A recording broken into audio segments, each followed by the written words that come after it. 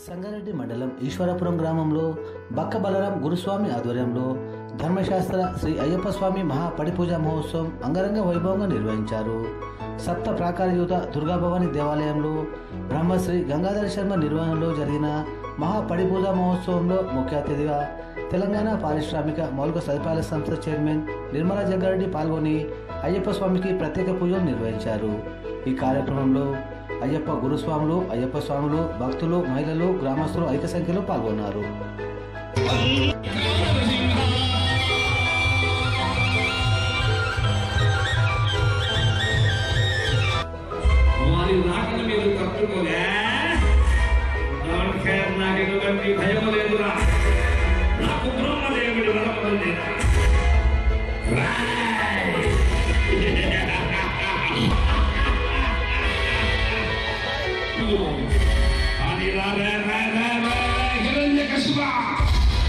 నిన్ను నది గడపపై నా తలపై పెట్టుకొని రానురా.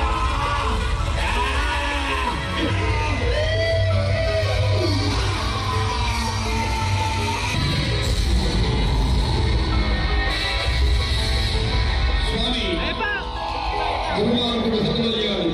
స్వామి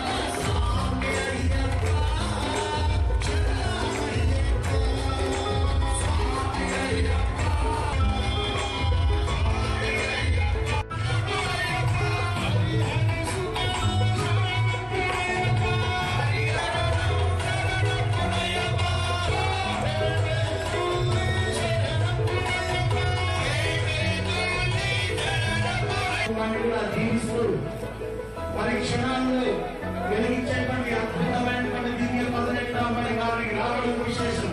స్వామి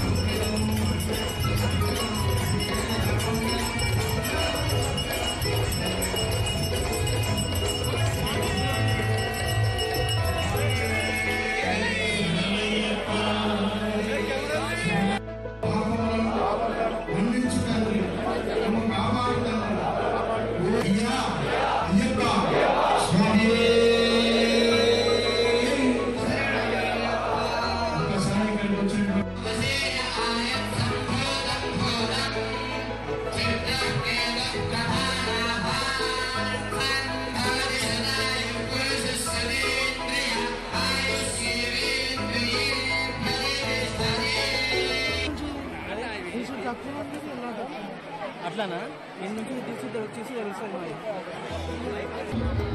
శ్రీ శంకర భగవత్పాదాచార్యుల వారు ఒక అవతారం జరిగి ఇన్ని శతమానములు గడిచిన కర్మలను చేయడం అనేటటువంటిది ఒక ముఖ్యమైనటువంటి విషయం.